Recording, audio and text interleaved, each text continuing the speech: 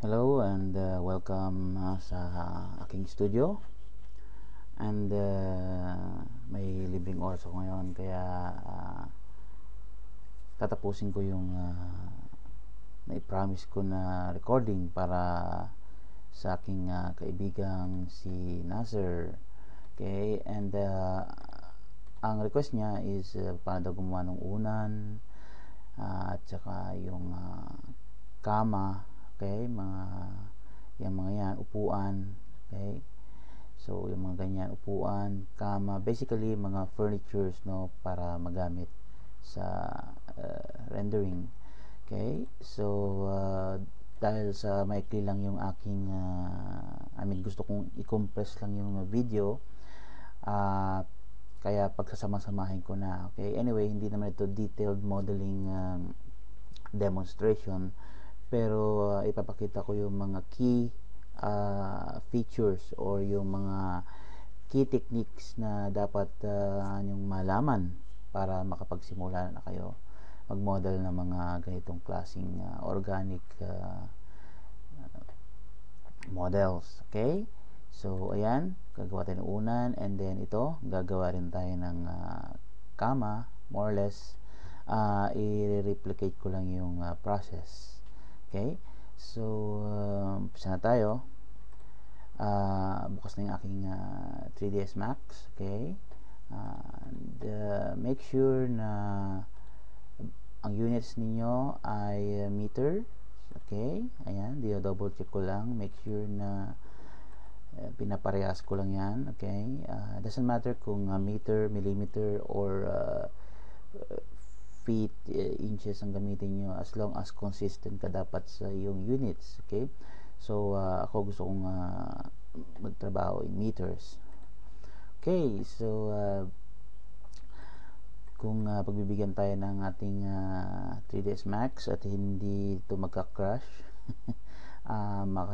maidedemo ko sa inyo ng tuloy-tuloy itong paggawa ng mga unan. Okay, medyo alalay lang ako sa modeling kasi unang-una itong ginagamit kong computer ay mahigit 6 na taon na. Okay, so matanda na itong computer na to. Nabili ko to, inassemble ko to taong 2007. Okay, so in fact ito yung aking system, Core 2 Duo tapos 4GB ang RAM.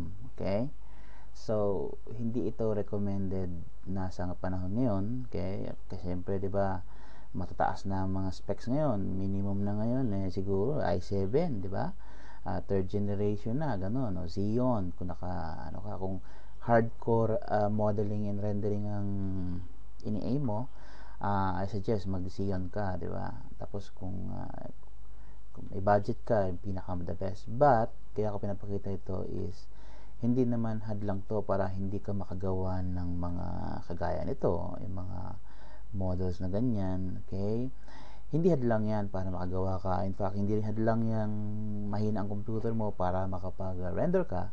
Okay, matagal nga lang, but magagawa mo pa rin yun. Okay, so pagpaumanhin mo kung mabagal akong mabagal itong computer ko. Okay, anyway, mag-start na tayo. Okay, sa paggawa ng unan, basically marami kang options. Pwede kang gumawa ng box. Okay, pwede kang gumawa ng box, ilagay mo lang sa real units. Like for example, ano ba ang sukat ng box? Ito yung may, for example, gusto mong gumawa ng unan na square. Okay, so pwede kang gumawa ng 0.5 by 0.5 by let's say 0.1. Okay, ngayon pupunta lang tayo sa move tool. Okay, and i-right click ko lang tong spinner na to para mag-center, and then i-click ko lang yung aking zoom key para mag-zoom in. Okay, so basically yan ang simula ng ating ating unan. Okay, so nangyayari itong viewport clippings dahil unang-una ako ay naka-meter, at pag zoom in ako sa maliit na bagay, like in this case kalahating metro to, kwadrado, kaya nagki-clip yung aking viewport. So one way to remedy this is to click on the word perspective and i-click ko lang itong viewport clipping, and then makikita natin yung aking viewport clipping. Ito-drag ko lang ito pababa para makita ko or makapag-zoom in ako sa mga gusto kong i-detalye pa, no, later. Okay, anyway, yan ang simula ng ating unan. Okay, click ko lang itong aking J para mawala itong box, and click ko lang F4 para makita ko yung mga edge niya, no. Then ito ang isang way. May box ka, and then gagamit ka ng for example modifiers para ma-deform itong box na ito. And of course, lalagyan mo siya ng enough segments para ma-deform ang box. Okay? So, either lalagyan mo siya ng tinatawag na turbo smooth. Okay? Para mag-smooth yung kanyang edge. Pwede mong gawing 2 iterations. Okay? And then, pwede mong lagyan ng FFD. Okay? FFD. Nasa iyo kung anong FFD ang gusto mong gamitin. Okay, and then i-click mo lang yung kanyang control points. Pwede mo i-click yan, tataas yung ganyan. Okay, so and then siguro ito ibaba mo ganun. Okay, so basically di-deform mo yung geometry para makakapag-create ka ng kumbaga sa gusto mong forma. In this case, yun nga, unan, di ba? So, ayan. I-deform ko lang, basically. So, ganyan. Ihahatak-hatakin mo lang yung points. So, until makuha mo yung gusto mong result. Okay? So, yan ang isang technique. At pwede pa actually lagyan ng noise yan kung gusto mong kumbaga sa maging kumbaga sana hindi matigas, okay. Yung iba ginagawa nilalagyan ng displace map para ma-displace yung ganyang okay, like sa case na to ginamit ko yata rito is ito, gumamit ako dito ng displace map para medyo lumabas yung kulubot niya. So basically ang ginawa ko lang, nagpunta ako ng Google. Okay, pupunta ka sa google.com, right, and then naghanap lang ako ng other images, clouds, and then pinili ko lang yung black and white. Okay, and then namili lang ako ng medyo magandang clouds, like for example so ito lang muna siguro. Okay, so ginawa ko lang save image as, and then lagay ko lang sa desktop image. Okay, tapos nung nasa desktop na siya, ginawa ko lang, naglagay lang ako ng displace. Okay, displace modifier, and asan ba yung ating displace, and dito sa display sa image, sa bitmap, kinuha ko lang yung aking image. Okay, so ang theory dito is based on the color information na available sa kulay, black and white, madi-displace yung geometry or madi-deform yung geometry. So taas mo yung strength hanggang sa mag-displace na yung object. So parang noise din ito, but yun nga, dinadrive ng black and white image, okay, yung geometry, so pure black, mas matindi yung niya, stiff yung kanyang pag-displace, medyo sa gitna ng black and white, medyo grayish, medyo banayad yung niya, yung pag-displace niya, and white, walang mangyayari. So ganun ang diyan, ganun ang decay. Yun, pwede mo adjust ang decay and yung strength hanggang sa makuha mo yung gusto mong yung deformation, no? Kasi syempre pag walang displace, masyadong kumbaga sa yung ating geometry, parang napaka CG niya, no? Okay, so kung a-apply mo yan very quickly ng materials, okay, so gamit ko yung aking mental ray. Okay, so under Autodesk Material Library, pipili lang ako ng for example, isang material. Okay, so yan, yung material na yan. Okay, so pag walang displacement, parang napaka formal, no? Pwede rin yan kung yun ang ina-achieve mong effect. Okay, dahil may marami naman din mga una na mga formal, no? Pero kung gusto mong medyo may konting noise, pwede mong i-play itong strength and yung decay. Okay, so yan ang isang way. Okay, pero ang isang way is yung talagang makikita mo yung soft cloth. Okay, a soft pillow, in this case ito. Okay, yan, right, medyo maliit lang kasi, so hindi ko na okay, so kung gusto mong ganyan, merong modifier ang Max, yung tinatawag na cloth modifier. Okay, yun ang ginagamit natin para ma-achieve yung effect na to, no? Okay, so ayan. So ito by the way, itong unang ginamit is procedural, gumagamit tayo ng mga procedures, like for example yung from the basic primitive geometry, yung box, ginamitan natin ng turbo smooth modifier, tapos ginamitan natin ng FFT modifier, at saka ginamitan natin ng displaced modifier. So yan ang procedural. Okay, itong gagawin natin next na to is yung kumbaga procedure din, pero more on parang may physics na involved. Okay, yung may parang yung simulation na mangyayari, so ang basic principle is same size. Okay, but instead ng box, gagawa tayo ng rectangle. Okay, so ayan ang aking rectangle, and same sukat lang din, 0.5 by 0.5. yan.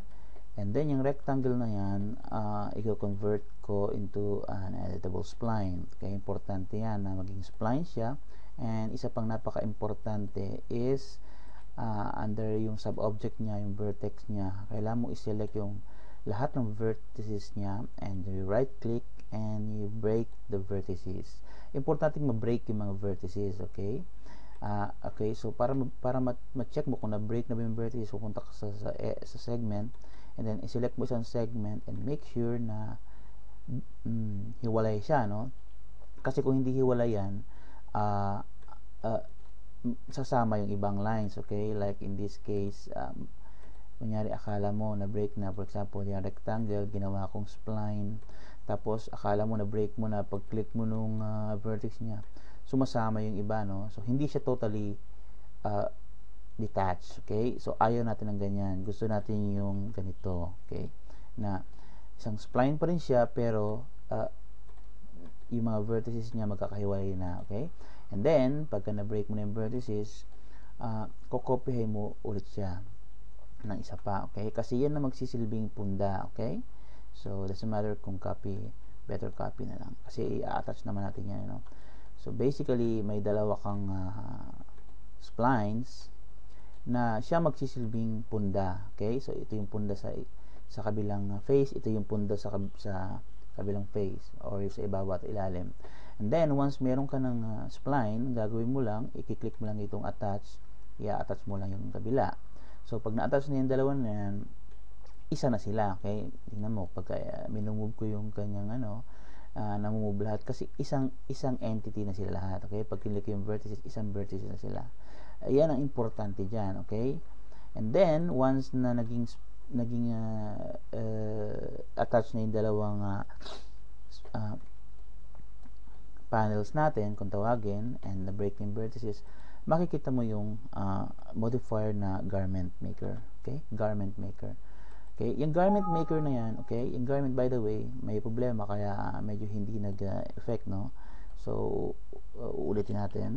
Okay, by the way, itong garment maker na to, hindi yan lalabas kung naka-box ka, no? Okay, like for example, may box ka, okay, or any geometry. Okay, pag-click mo sa modifier, kahit i-press mo yung G, walang garment maker na lalabas. That's because yung garment maker, nag-work lang yan sa mga splines, okay? Dito lang yan nag-work sa splines. So, gagawa lang ako very quickly. 0.5 by 0.5. Okay, i-convert ko lang ito editable spline, and then vertices. Click ko lang yung vertices niya. Right click, vertices, and click ko lang. Oops. Click ko lang. And applyan ko lang ng garment maker. So, ayan. By the way, nung pag-click ko ng garment maker, doon na siya na-apply, no? Kasi hindi ko na-attach. Okay? So, kailangan bumalik ka doon sa spline mo and i-attach mo. Okay? Para na sa ganun, dalawa na siya. Okay? In this case, hindi naman nag-work. So, kailangan ko muna i-attach siguro. Ayan, attach na siya. Ulitin ko, ha? Para medyo kasi inaalalayan ko lang itong aking computer dahil masyadong kumbaga ng baby itong aking computer. Okay, so basically itong paulit-ulit ko ginagawa na to, makikita mo na yung proseso na madali lang pala. Okay, so yan, break ko na, attach ko. Okay, pag na-attach na, make sure naka-attach na, and then kiklik natin yung garment maker. So ayan, so makikita mo nagkaroon siya ng surface, no? Pag pinress ko yung F4, makikita mo yung mesh. Okay, so yung mga triangles na yan ang magko-compose ng, yan ang magiging actually cloth mo, no? Yan yung magiging parang tela. Okay, at yung mesh na yan, nako-control yan, may density yan. Okay, so currently ang density ko ay nasa mga 39 point something. Okay, alalayan mo lang itong density dito dahil kung mahina ang computer mo and limitado ang RAM ng computer mo, magka-crash ang Max, and kung hindi nakasave, mawawala yung nagawa mo. Okay, so make sure na alalay lang. In this case, 39 itong aking. Kung gagawin ko siyang 40, makikita mo walang nangyayari, no? So kung gagawin ko siyang 45 for example, makikita mo yung mga mesh, di ba? Sumisinsin. Okay, mas masinsin ang mesh, mas maganda kasi mas maganda yung magiging bagsak ng tela niya, ilala yung mga kulubot. Okay, so anyway, mamaya babalikan ko yan. Sa ngayon hindi ko muna so meron ka ng dalawang tela, basically nakalatag sa parang sahig. Okay, so kailangan mo silang pagpatungin kasi yan ang magsisilbing punda mo, okay, so balik ka sa spline. Okay, the garment maker dun sa kanyang sub-object, click mo yung panels. Okay, and then makikita masisilik mo yung dalawang panels. Okay, so kinlik ko itong isang panel, kinuha ko yung kanyang X value. Okay, basically kinuha ko yung kanyang X value, copy. Okay, and then pupunta ako sa pangalawang panels, sinelect ko, and then pipaste ko para nang sa ganon, parang sa ganon, gusto kong ipatong ito doon gusto ko siya ipatong na ganon okay, basically ganon. Actually pwede kong gawin yan, no? Pero nasanay kasi ako na itong shortcut na ito. Okay, so copy. Okay, and then paste. Ayun, so and then tsaka ako i-up ng konti. Okay, so basically yan yung panels, no? Magkapatong na sila, no? Ngayon pareho silang nasa ibabaw yung normal, no? So ito nakikita mo yung normal, ngayon meron siyang parang ilalim ng punda, kay ibabaw na pareho silang sabihin natin nakataob. Okay, kailangan isa dyan nakabaliktad para pareho yung labas-labas nila at saka yung loob parang magka-mirror, no? So kaya itong ilalim na to, ang gagawin ko, i-rotate ko siya ng 180 degrees. Okay, basically, so gagamitin ko yung aking snap para ma-snap ko siya 180 degrees. Okay, Ayan. So, parang magkataob na yan, ano? Magkataob na yan. So, ngayon, after that, i-click mo itong SIM. Okay, SIM. Kasi ang mangyayari yan, tatahiin mo yan eh. Para ka lang gumagawa talaga ng punda sa totoong buhay. Gugupit ka ng tela, tapos dalawang tela, tatahiin mo. Okay, so pag under SIM, select mo lang itong ilalim na to, tsaka yung ibabaw na yan, makikita mo yung dalawa na yan, magka-highlight, and then i-click mo na itong create SIM, makikita mo, magkakaroon siya ng SIM. Okay, itong SIM na to, yan yung parang tahi mo, no? Yan yung tahi. Okay, so gagawin mo lang yan sa lahat ng area na gusto mong tahiin. In this case, kapag kabaliktad ang SIM, click mo lang itong reverse SIM. Okay, para ma-reverse. Okay, click mo lang yan, click mo lang to, and then create SIM, and then click mo lang to, click mo lang to, and then create SIM. Okay, pag baliktad, click mo lang reverse SIM. So basically, meron ka ng ang simula ng iyong unan. Okay, now itong unan na yan, okay, kailangan mo siyang applyan ng cloth modifier. Okay, yung cloth modifier na yan ang magdi-deform sa mesh para maging unan. Okay, ngayon under the cloth, meron yung properties. Okay, so i-click mo itong object properties. Basically itong ginawa natin is rectangle 02, no? Ayan yung pangalan niya. Okay, pwede mo i-rename yan ng kahit ano, doesn't matter. Okay, pero mas maganda naka-rename yung mga geometry mo para later on pag dumadami sila, madali mo silang mahanap, no? Anyway, under dito sa object property, i-click mo itong geometry na gusto mong gawing pillow, and then i-click mo itong cloth. Okay, itong cloth. And then under the cloth, meron yung mga properties. Okay, kasi iba't ibang klase ng tela, may kanya-kanya silang mga properties. Yung may iba-ibang klaseng kapal, di ba? Yung how they behave in real world situation. May telang manipis, may telang makapal, mga ganon, di ba?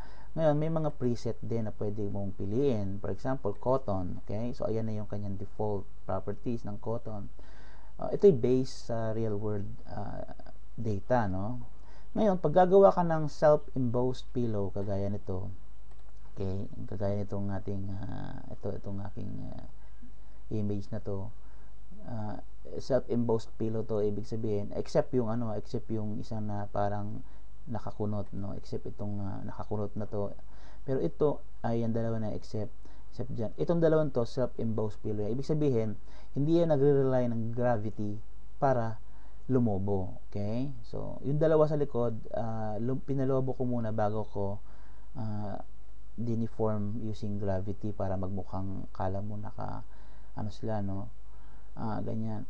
Anyway, para makapag-create ka ng yung mapalobo mo to, kailangan mong apply ng pressure. Okay?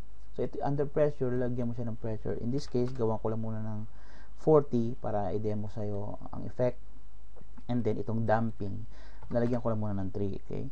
So, itong mga settings na to, based to on trial and error. Kasi depende yan sa situation mo. Depende rin yan sa units na ginagamit mo sa 3D Studio Max. Kaya nga kanina, first off, sinet na natin yung units. Kasi, itong mga data na to, nagdidepende to sa 3D Max units. Anyway, may pressure na tayong 40, and then may damping na tayong 3, and then naset na natin sa cloth properties, and then pag click natin ng OK, i-click mo lang tong simulate local damp. Okay, pag click mo yung simulate local damp, notice, makikita mo nag-deform yung geometry, no? Kita mo, di ba? So hanggang naka-press yan, okay, hanggang naka-click yan, magdi-deform yung geometry. Okay, until na ma-reach niya yung kanyang no? Tapos unti-unting bababa yan. Kahit walang gravity, unti-unting bababa yan kasi nga Ngayon, kung happy ka na sa simulation mo, i-click mo lang ulit yung simulate local damp button para na. It doesn't matter kung no. So, i-reset ko lang yung state, and then i-erase ko lang yung simulation. Okay? So, pag press mo na simulate local damp, pag happy ka na sa kulubot, pwede mo nang ihinto yung simulation. I-click mo na yung simulation kung happy ka na. Okay? So, ganyan ang paggawa. Ngayon, balik tayo dun sa i-reset ko lang yung state, okay, and then erase ko yung simulation. Okay, babalik tayo sa garment maker, okay, i-hold yes ko lang, And then yung density, di ba? Remember 45. Okay, alalayan mo lang, mas maganda, mas denser ang mesh mo, mas maganda ang kulubot, syempre, no? So gagawin ko lang, for example, say 60. Okay, so mas denser ang kanyang mesh, no?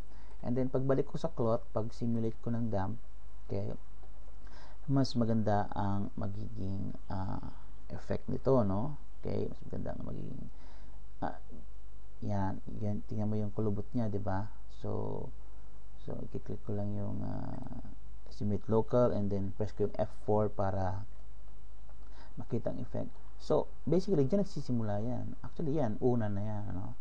And then kung gusto mo pang pakulubutin yan, select ko lang, and then nasaan ba yung aking effect pivot, and then so ito yung ating cloth.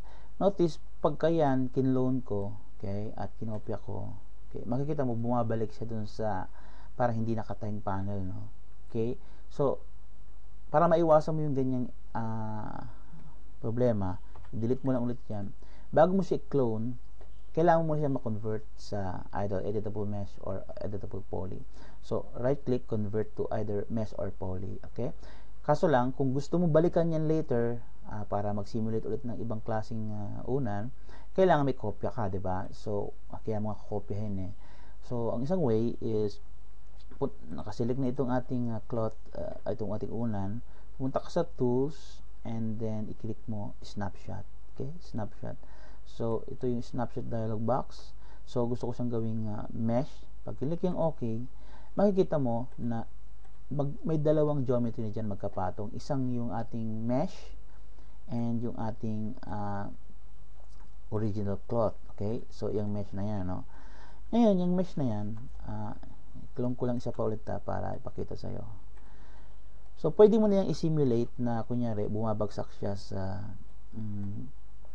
isang sahig or sa isang kama. Okay, so for example, gagawa ko ng plane para magsilbing sahig kunyari. Okay, so yan isang yan. Okay, so yan ang plane natin. Okay, and click ko lang dyan.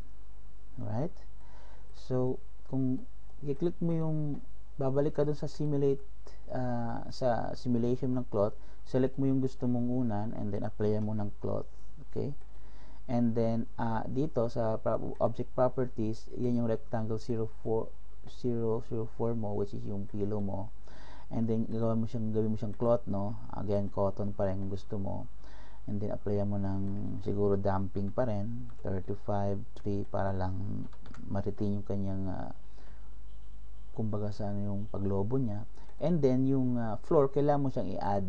Okay, i-add mo yung object niya, and then hahanapin mo siya dito, which is plane 001 yun, ano. So ayan, yung plane, gagawin mo siyang collision object. So basically, ini-instruct mo yung Max na yung plane gawin mong collision, yung rectangle, which is ito yung una, gawin mo siyang cloth. Okay, so ayan yung ating cloth, ito yung ating plane. Alright, so i-click mo yung okay. Now pag click mo ng simulate local or simulate damp, depende, makikita mo na ayan, hindi siya kumbaga sa nag-simulate, no, properly, no. In fact, nag-simulate siya, kaya lang hindi nagbe-behave the way mo na sa gusto mo, no. So i-reset mo lang yung state, i-simulate, i-erase ko lang simulation. That's because unang-una kailangan i-prepare mo muna siyang mabuti, no. In this case, i-delete ko lang tong cloth niya. Okay, pareho. And then dito sa mesh na yan, click ko, i-highlight ko lahat yan, and i-click ko yung weld. Okay, basically i-weld ko siya ng 0.01. Okay, alright, yan, para nang sa ganon yung mga dugtong, yung mga vertices sa pagitan ng tahi niya mag-merge, okay, para mag-isang geometry na siya. Okay, and then babalikan natin. Pwede mo actually i-select yung dalawa, no. So gagawin mo siya cloth. Okay, nasaan yung cloth, and the object properties, and yung plane, which is yung ating floor, gagawin mo siyang collision objects, and actually yung depth niya gawin lang natin 0.1, 0.03. Okay, yung depth, yan yung pagitan nung yan yung yan yung space between noong yung collision object at yung iyong object na gusto mong i-simulate. Okay, so pag na-reach niya na yung yung value na yan, titigil na siya doon, kumbaga sa nabubunggo na siya. Okay, so lalagyan ko lang yan ng 0.03, mga 3 cm, tama, mga 3 mm siguro to, no, kasi naka-meter ako eh. So 0.3 is mga 30 cm, so 0.03 is mga 3 mm. So anong mangyayari diyan kapag yung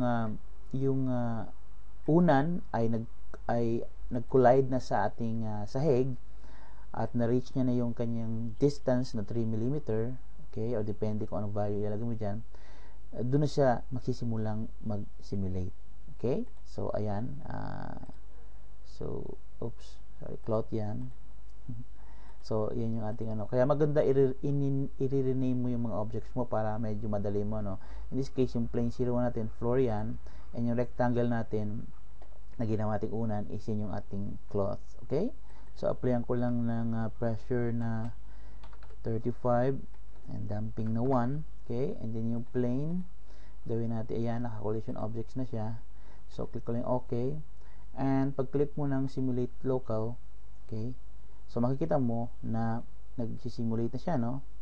And makikita mo, pag na-reach niya na yung distansya na sinet natin, magsisimula na siyang kumbaga sa mag-deform. Okay, so madi-deform na siya sa gusto mong i-deform, no? So i-reset ko lang, reset state, kasi ang mangyayari niyan, gusto ko medyo itagilid ng konti. Oops, itagilid ng konti, yan, para nang sa ganon pag bunggo niya sa hig, medyo umano na siya, no? Tumagilid na siya. So ganyan lang, and simulate natin. Okay, oops, sorry, kailangan natin i-reset yan. Kung medyo bumabalik siya kasi natatandaan pa niya yung yung previously na settings mo. But anyway, nakita mo yung idea, no? So nadi-deform ang mesh mo. Okay, yan, nadi-deform ang mesh mo depende sa, yan, nakikita mo yan, bumabalik yung una, no? So di ba? So pag happy ka na sa simulation mo, i-click mo lang itong simulate local uli para tumigil ng simulation, and makikita mo na meron ka ng deformed object, which is yung unan mo. So ayan, yung unan para makita mo, and siguro apply natin to, gawin natin itong kung tayo sa flooring, gawin natin wood. Okay, and gawin natin ano ba maganda. Yan, ganyan. Okay na yan. So, basically, ganyan lang gumawa ng unan. Okay? Ganyan lang gumawa ng unan. And, kagaya nito, pwede mo itong gawing, like, for example, doblehin mo ganyan. Okay? Gawin mo ganyan. Okay? Tapos, ganyan. Kakagawa ka na ng,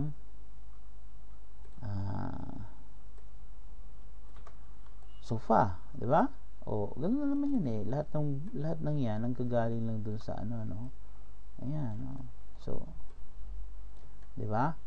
Tapos ito, click mo rito, gawa ka ulit unan, copy, set mo ganun. Okay, make sure naka 90, tapos ganyan. Okay, taas mong konti, sa mo habaan mo. Okay, scale mo yung kanyang axis. So, and then i-mirror mo. Okay, i-mirror mo. Oops, mali pa yung pag-mirror ko. Anyway, nakita mo na idea. Okay, so minsan kahit di ko tinatapos tong model na to, once na nakuha mo na yung technique, madali mo nang masabayan. Okay? So basically, ganun lang. And then, kung gusto mo, lagyan mo pa ng box sa dulo. Patak sa top view. Box. Lagyan natin ng box. Balik natin sa perspective. And ilagay natin sa 0 na pala to. Which means, yung aking geometry ay nakababa. So, select lang similar. Oops. Select similar. Ayan. Kung gusto mong sa front, okay. Ayan yung unan. Again, kung gusto mong flat, i-simulate mo. Nasa yan, okay. So, ganun lang naman ang paggawa ng unan. Kumbaga sa ng furniture, no? Of course, may mga advanced stuff. But, since hindi naman natin pwedeng i-demo yung mga advanced concept dito sa napaka-ikling time, kaya pinapakita ko lang sa iyo yung kumbaga sa yung workflow, okay? Yung paano ginagawa, and later on, kapag ikaw na ang gumagawa nito, pwede mo nang laruin. Kasi ito naman, practice lang naman to eh. Pag lagi mo to pina-practice, kumbaga sana master mo to, no? So, ayan. So, okay. So, ganun lang. Actually, ganyan lang. Okay. So, ayan. Na-demo ko na sa iyo yung paggawa ng chair. And paggawa ng ng sofa. Paggawa naman ng punda. And gawa pa ako ng isa siguro. Okay. And ng upuan. Okay. Basically, yung upuan na yan. Simple naman. Lalagyan mo na naman ng paa yan eh. Diba? Mas maganda dito ako magsimula. Okay. So, ayan. So, punta ka lang doon, gawa ka lang ng line, depende sa gusto mong ma-achieve na effect. Okay? So, yung line na yan, bezier corner lang natin. F8. Okay? Basically, para lang magkaroon siya ng kumbaga sa paa. Okay? Apply lang natin ng sweep modifier. And i-click natin yung cylinder, and masyadong mataas ng radius, mga 0.03 siguro. Ayan, 0.02 para medyo 0.015, depende sa'yo kung ano, bahala ka na. And then ang gagawin mo lang is i-mirror lang natin ito, mirror on the x-axis and copy para medyo yan. Okay, and then ito medyo lalaruin ko lang yung ating vertex, refine ko lang, lalagyan ko lang ng vertex doon para hindi mawala yung shape doon. And basically F3 para makita ko yung geometry. So ganyan. Okay, and then pag happy ka na, click mo lang yan ito sa perspective, and hilayan mo lang doon. Okay, so pupunta ka sa left side view para makita mo yung ganyan, and yung gano'n, nasa yan, ano, ang gusto mong gawin para magkaroon ka ng furnitures na gusto mo. Okay, and lagyan mo na lang yan ng chrome materials kung gusto mo, and you're done. Okay, so maganda nyan is dahil sweep ito, pwede natin balitan yan. Let's say for example, gusto ng client mo is flat bar, o di palitan mo lang, gawin mo lang bar, but this time gawin mo yung length nya, gawin mong siguro ganyan, mga point, kasi kumbaga sa kunyari nag-aral ka sa Scandinavian school, so kumbaga sa magaganda yung iyong design, 'di ba? Design yan eh, 'di ba? So, pilihan mo lang ng materials. Gusto mo, gawa ka lang ng, let's say, taka sa metal. And gusto mo, aluminum, steel, chrome. Gusto mo, brush, ano ba? Brush, silver, white. Pili ka kung gusto mo, no? Anyway, kung V-Ray ka naman, alam mo na yung gusto mong gawin. So, lagyan ko lang para medyo, okay? So, ayan. So, meron ka ng, designer's chair. Kumbaga. So, ayan ang basics ng paggawa ng, kumbaga sa, couch and mga pillow, okay? Gamit ang mga procedural and modifier sa 3D Studio Max. Ngayon, pwede ka rin gumawa ng cloth, okay? Basically, kung gusto mong gumawa ng parang kumot, okay? Gusto mong lagyan ng kumot itong ibabaw ng sofa mo, okay? Kagaya ng ginawa ko dito sa kama, di ba? Ayan, gumawa ko ng yung kanyang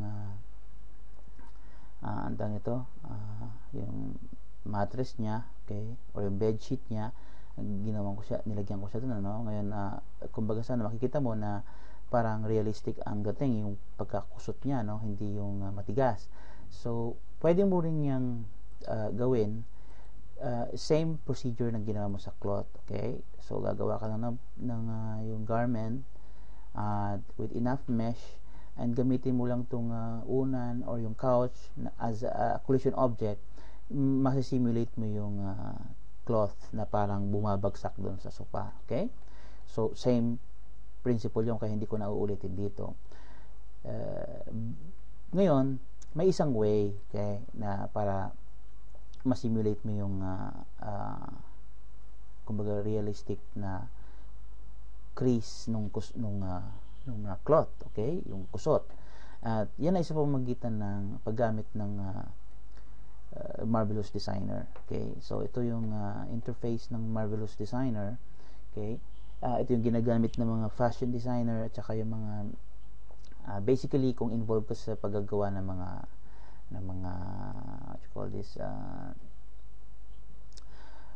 damit, okay?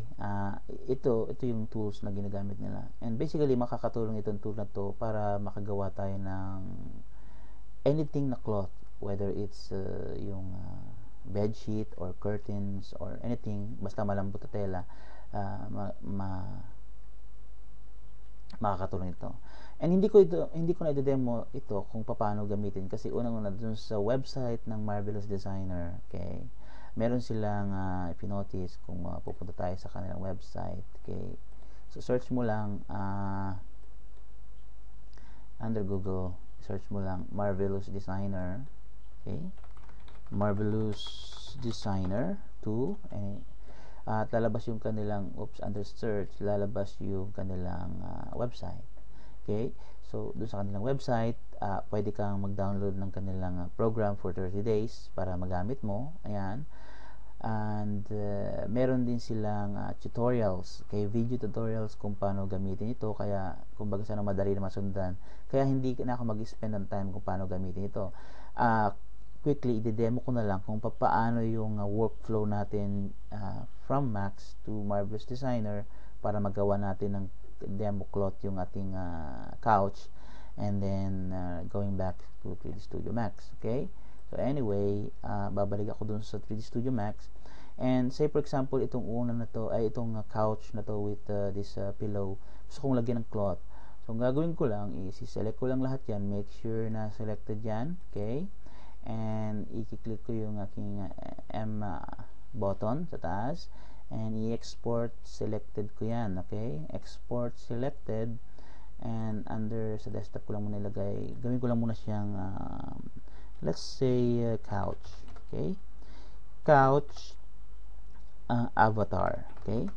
Lalagyan ko lang siya ng ngayon, importante gawin mo siyang OBJ, okay? Kailangan OBJ yung format niya, and i-click mo yung save, and then under the export options, basically i-click mo lang itong export until mag-done. Okay, once done, click mo yung okay, mayroon ka ng OBJ format ng buong couch mo, no? And then punta ka sa Marvelous Designer kung na-install mo na yung program, click mo yung file, click ka ng new para mag-new. Okay, oops. And then click mo yung import OBJ. Okay, and then hanapin mo sa desktop yung iyong export sa Max. Okay, pag click mo ng open, basically since I'm working on meters, click ko lang to and i-click ko lang itong okay. So yung avatar natin na babaeng hubad, papalitan siya ng yung ating couch avatar. So yan ang ating couch avatar. Okay, so straightforward lang ito. Gagawa lang tayo ng tela. So ng kumbaga sa parang kumbaga sa sheet niya, no, para lang ma-demo sa iyo yung Marvelous Designer very quickly. So gagawa lang ako ng kumbaga sa ng panel. Okay, and then i-click ko itong sync para makita ko siya kung nasaan na siya doon sa no. And then ano bang gagawin ko dito? Punta ako sa Gizmo, gagawin ko lang siya local para na sa ganun kumbaga sa pagka tinurn ko to, medyo maganda naman. Yeah, mani popcorn. Yeah, it doesn't matter kasi unang-una isi-simulate naman natin, no? As long as hindi nagko-collide yung cloth object mo, which is itong ating nakaselect dun sa avatar mo, as long as hindi siya ganyan ang itsura niya, okay, nagko-collide dyan, as long as hindi ganyan, okay yan, kahit na hindi naman perfect na horizontal, no? Kasi isi-simulate natin yan. Ngayon, itong basically cloth natin, same principle yan sa Max, yung ginawa natin yung ating unan, di ba? Gumawa tayo ng rectangle. Kaya lang, sa Max, ginawa pa natin siyang garment. Okay? In-instruct pa natin yung simple rectangle na kinonvert natin to spline. Ginawa natin siyang garment maker para masimilate natin sa cloth. But in this case, sa Marvelous Designer, yung program smart enough na para ma-recognize siya as a cloth. And then, depende na lang sa klase ng fabric, okay, na gusto mong i-simulate. Dito mo i-tweak yung settings. Again, hindi ko na to spend time kasi yung website nila is maraming video tutorial na nakadedicate doon sa kumbaga sa ito, pag click mo yung tutorial, kumbaga sa ubusin mo lang tong mga tutorial na to, video naman yan. Walang isang araw ma-master mo itong program na to, no? So kaya hindi ko na tatsagaan tong i-demo. Anyway, isi-simulate ko na lang agad to para makita natin yung effect. Okay, so once meron ka ng garment, okay, right click natin muna, right click, tatay sa top, make sure na gusto ko lang tingnan na nakukumutan talaga, kumbaga covered ng ating kumot yung ating una, no? Kasi okay, so click ko lang yung cloth natin, i-click ko lang yung opacity muna para makita ko lang yung aking avatar. So yun, hindi siya center, no? So kaya i-center ko siya. Okay, so ayan. So think of it as kunyari yung bagong unan mo, nilagyan mo siya ng kumot para hindi siya alikabukan. Let's say kunyari mag-out of town ka and mga isang taong kang mawawala, okay? Out of town, pero isang taong kang mawawala.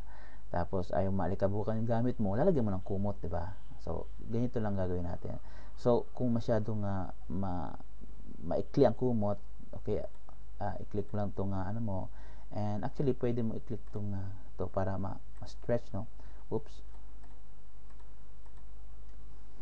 To. So pag dinlag ko yan, makikita mo nagre-react din sa kaliwa kasi naka-click yung ating simulate, yung ating sync button, ano? So lalaparan ko lang para medyo maganda yung bagsak ng mga kumot, no? Okay, para kunyari talagang siya, no? So ayan. Okay, so let's say yan na yung ating kumot. Okay, so ayan, so balik ako dun sa okay, sa aking by the way, itong pag-navigate sa Marvelous Designer, again, nandun sa mga tutorial nila, no? Tingnan mo na lang kung paano mag-navigate sa program. Okay, kasi ang focus naman natin dito is 3D Studio Max. And ginagamit lang natin itong Marvelous Designer para makapag-create tayo ng mga draperies. Okay? So, babalik ko lang sa 100%. Okay?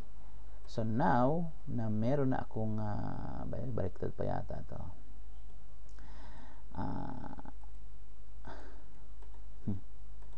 Dali lang, right click ko lang and then horizontally.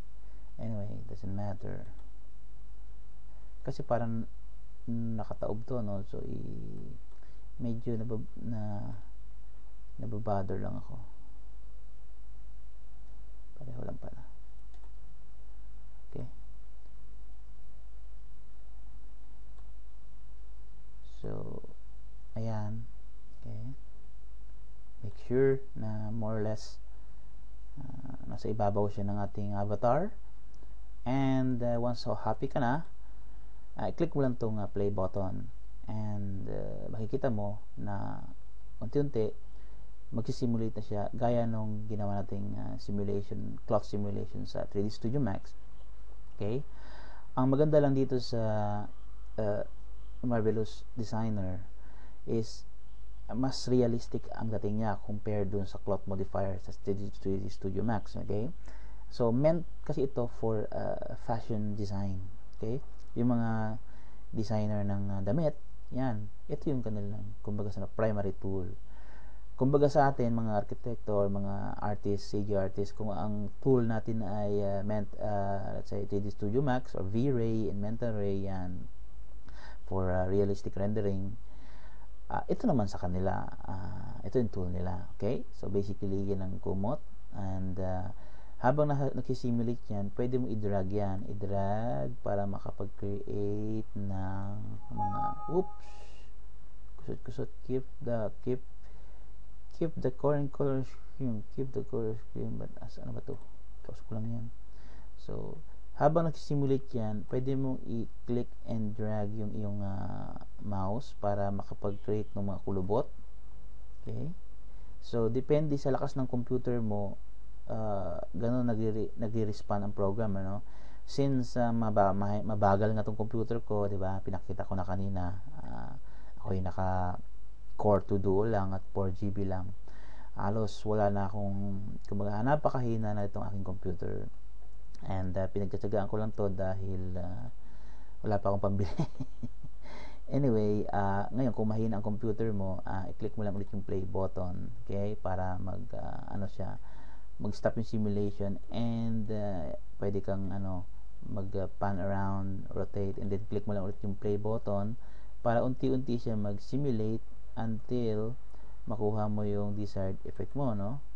So, pwede mo i-click and drag para nang sa ganon makakuha ka ng magandang kulubot, no? So, i-click and drag, ayan, kini-click and drag ko lang pakaliwa para nang sa yun ma-deform ko yung cloth at makuha ko yung kusot na gusto ko, no? So, i-click and drag ko ulit doon. Okay?